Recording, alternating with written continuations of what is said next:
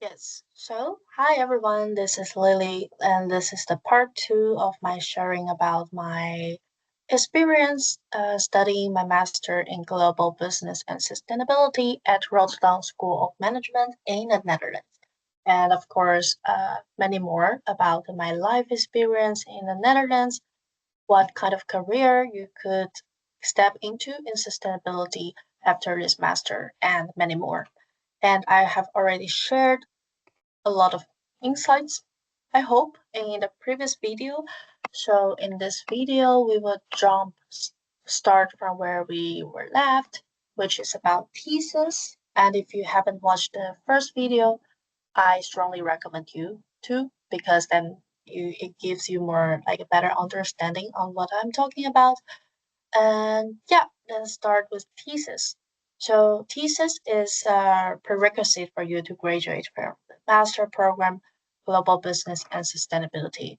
And I believe for all other master programs in Rotterdam School of Management, it is also mandatory.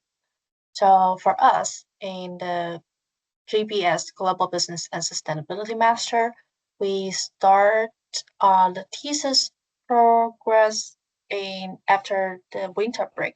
So after you're back from the Christmas holiday, you need to start worry about your thesis. And for the half year, you will write on your thesis. And for the deadline, the deadline actually varies from different programs, but in GBS, our deadline was in July. And in July, you had to submit. Oh shit. Sorry about that. And you will get a coach and a curator, which will help you throughout the process. And you get some checking points with them to discuss about your progress or the difficulties that you face. And I would say we have got a lot of freedom in choosing the topics and choosing the methodology that you want to use for your thesis. For example, you can do quantitative, you can use statistics or some programming to analyze your data. You can do survey, or you can find like open source data to analyze. And of course, you can also do qualitative research. Like for me, I did my thesis in qualitative method. I interviewed 10 stakeholders in the agroforestry carbon projects industry, which is related to my internship at the time in Rabobank. I will talk about it later in the next slide.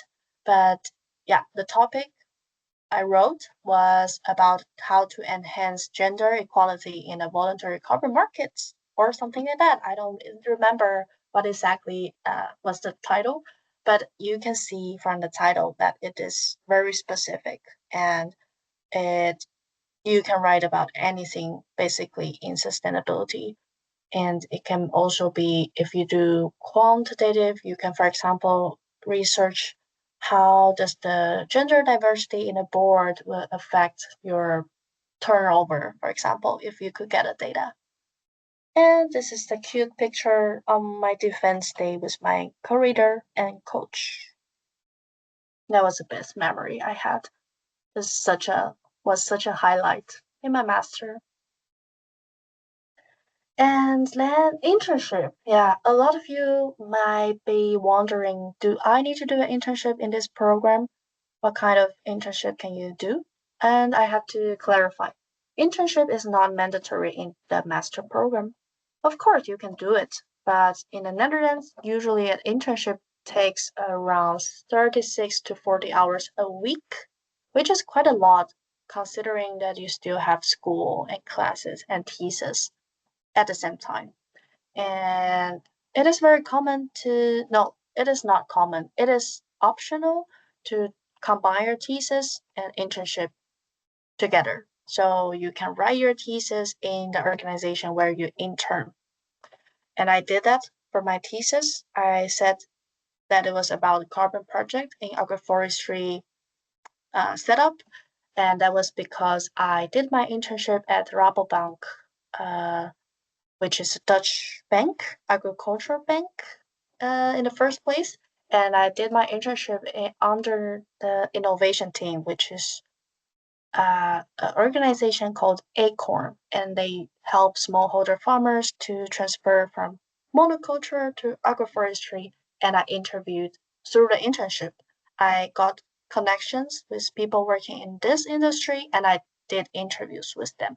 So I would say a thesis internship can really be a big help, but it can also be a lot of work because sometimes what a company expects you to do can be different from what a professor expects you to do. So there's a not a misalignment sometimes expectations, but you need to do a good stakeholder management to work around it so that you can produce something that satisfies both.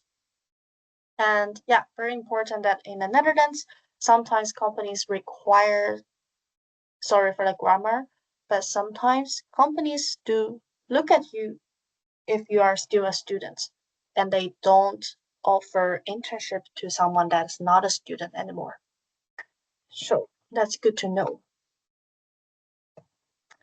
And I want to share a little bit about what kind of extracurricular you can do as a student in RSM. There are so many different kinds of student organizations, student associations in RSM. And for me, I joined a student consulting club called 180 Degrees Consulting in the spring semester. So it was like for 5 months, I worked in a group of, I think, 5 or 6 students, also students from Bachelor.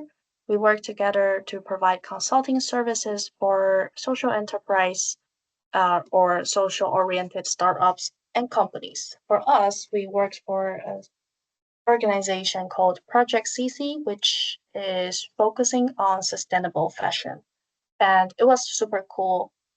It gave me a glimpse on the nature of sustainability consultants or nature of working as a consultant, and I realized that I really like it.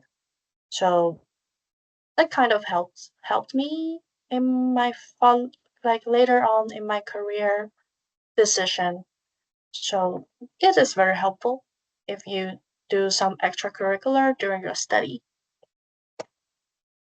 Yes. So what kind of jobs can you get after you graduated from the Master in Business and Sustainability? I have listed some keywords here. For me, I chose to work in sustainability consultant. So in my current job, we are consultants, so we help clients from different sizes to do their sustainability reporting or ESG strategies or climate transition plan or some technical calculation. That's more like my colleagues' expertise, but yeah, I'm more on the reporting side and human rights services side. So sustainability consultant can be an option. And I would say sustainability reporting is very big in Europe. That is because the EU has regulations that mandate companies in the EU to disclose in a certain way in their sustainability reporting. So you cannot write whatever you want in your report. You need to follow a very structured way to report. Those laws are like, for example, CSRD, CSDDD, EU taxonomy. And when I was looking for a job, I also applied for some business development role in the carbon credits like industry. And yeah, I think that is also definitely an option for you in your career. And if you want to work in the big in a company as a sustainability specialist and coordinator, that is also an option. So for example, as a consultant, you work as an external. So you advise, you consult companies. But if you work in the company, then you are the one who is responsible for like all the initiatives to collect data internally and be the one who advocate for sustainability, I would imagine. So for example, me working as a consultant, I we often like talk to sustainability specialist or coordinator from the client's company. So we work together, but one from external perspective and the other is working internal in the company. last slide, I want to share with you why I love working in the Netherlands and living in the Netherlands.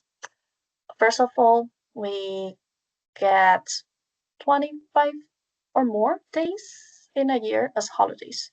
I think that's quite a lot, given the fact that in Taiwan, you only got 7 when you start, and then you get one more each year that you work in the company.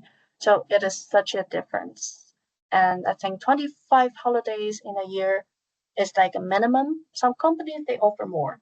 And for me, it is a great advantage for me to travel around in Europe. I have got to see so many cities in Europe. Also, the Netherlands is located in a very well connected.